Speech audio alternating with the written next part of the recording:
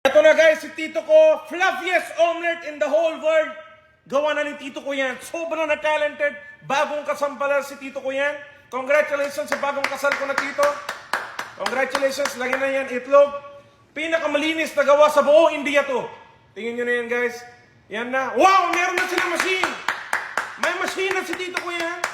Wow. Ikot-ikot niya na yung itlog. Okay. Sobrang na focus dito kung negosyo yan. Pero yung tita ko, may mga nababalitaan ako na lagi na hingi-hingi na update kay tito ko yan. Wow. Bago na mantika yan. Okay, ngayon, tinatanggal na ni tito sa tissue paper yung oil. Hindi na siya tipid. Okay, lagyan na siya oil ulit. Wala na utot. Dinalik niya lang ulit. Okay. Lagay niya na yung fluffy itlog na mekos-mekos niya through the machine. Eto guys, tingnan nyo yung next part, sobrang na satisfying. Lilinisin ni tito ko yan. Yan, nakuha na siya spoon. Sobrang na maganda tignan. Kalma lang tayo yan, ang ganda. Diba? Malinis na gawa yan. Okay, yan na.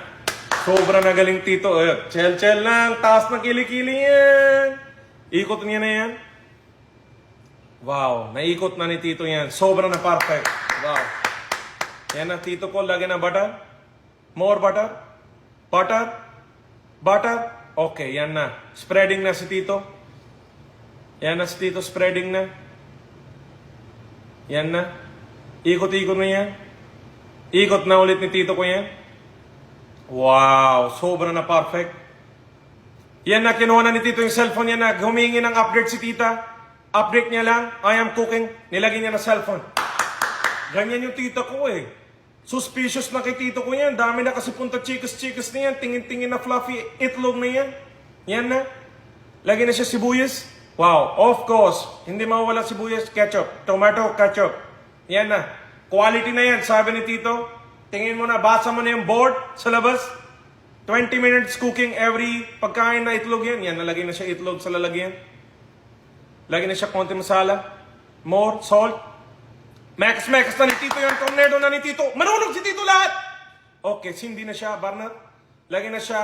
Brand new oil. Mekas-mekas na ni tito yan. Wow, sobrang nagaling ni tito yan. Laki na mata ni tito ko yan.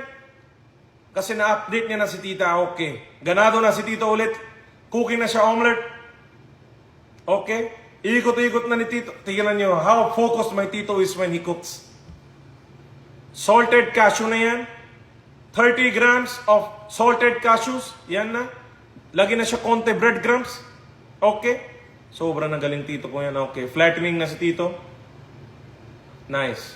Takip na ni tito. O, inikot na ni tito. Wow. Flip itlog. Okay. Ipa-fry naman daw ni tito ngayon sa butter. Ibang klase si tito. Sobrang na talino yan. Masala. Garlic chili powder masala. Wow, into half, divided into 2, divided by 4, para na pizza yan.